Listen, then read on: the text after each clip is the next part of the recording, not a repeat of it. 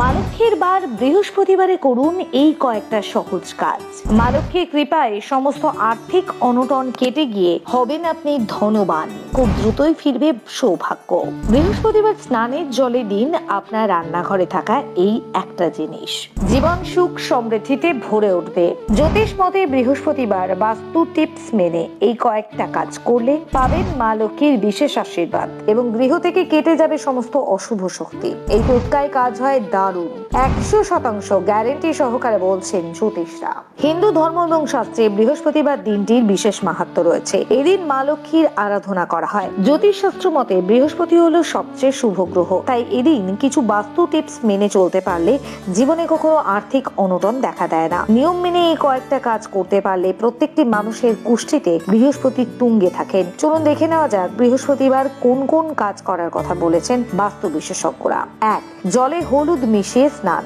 গুরু দোষ কাটাতে বৃহস্পতিবার স্নানের জলে 1 চিমটে হলুদ মিশিয়ে স্নান করুন। পাশাপাশি স্নানের সময় অবশ্যই ওম নমো ভগবতে বাসুদেবায় মন্ত্রটি উচ্চারণ করবেন। প্রসঙ্গত, হলুদ বৃহস্পতি গ্রহ এবং মা লক্ষ্মীর সঙ্গে সম্পর্কযুক্ত, তাই জলে হলুদ মিশিয়ে স্নান করলে জীবনে কখনোই আর্থিক অনটন বা অভাব লক্ষ্য করা যায় না।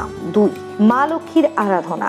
বৃহস্পতিবার সন্ধ্যেবেলায় প্রতি গৃহস্থ বাড়িতে মা লক্ষ্মীর আগমন হয়, তাই এদিন নিয়ম মেনে ঘর স্থাপন করে মা লক্ষ্মী ও প্রভু নারায়ণের আরাধনা করুন। অবশ্যই মা লক্ষ্মীর পাঁচালী এবং স্তোত্র পাঠ করতে ভুলবেন না। জ্যোতিষবিদরা বলছেন এদিন নারায়ণ পূজার মাধ্যমে সহজেই তার পত্নী মা লক্ষ্মীকে প্রসন্ন করতে পারবেন আপনারা। 3.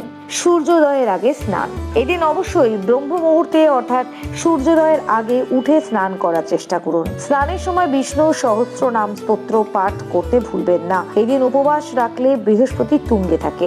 4. তুলসী পুজো। হিন্দু শাস্ত্র অনুযায়ী তুলসী গাছে মা লক্ষ্মী বা রাধারানী বাস রয়েছে, তাই দেবগুরু বৃহস্পতি এবং মা লক্ষ্মীর আশীর্বাদ পেতে এদিন তুলসী গাছকে পুজো করুন। বিশেষ করে বৃহস্পতিবার তুলসী গাছের গোড়ায় কাঁচা দুধ নিবেদন করলে সমস্ত আর্থিক বাধা দূর হয়ে যায়। 5.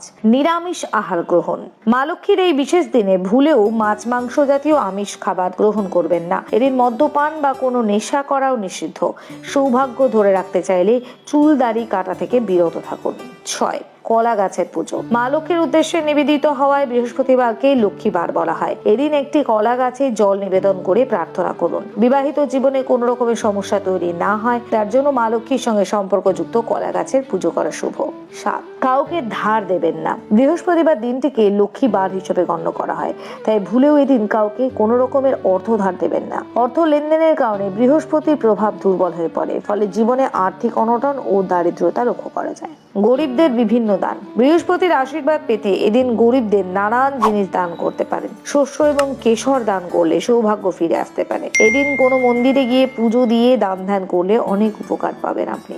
9. আবর্জনা পরিষ্কার করবেন না। বৃহস্পতিবার ঘরে ঝুলো নোংরা পরিষ্কার করা বা ঘর ধোয়া উচিত। বাড়ির আবর্জনা বিক্রিও এদিন এড়িয়ে চলুন। আসলে বৃহস্পতিবার বাড়ি থেকে আবর্জনা বের করলে অনেক সময় তার সাথে ইতিবাচক শক্তি বেরিয়ে যায়, যার দরুন সংসারে অলক্ষ্মী প্রবেশ ঘটে।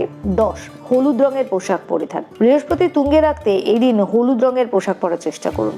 যদি পোশাক না থাকে তাহলে জামার পকেটে হলুদ রঙের রুমাল, টাই ইত্যাদি ব্যবহার করতে পারেন।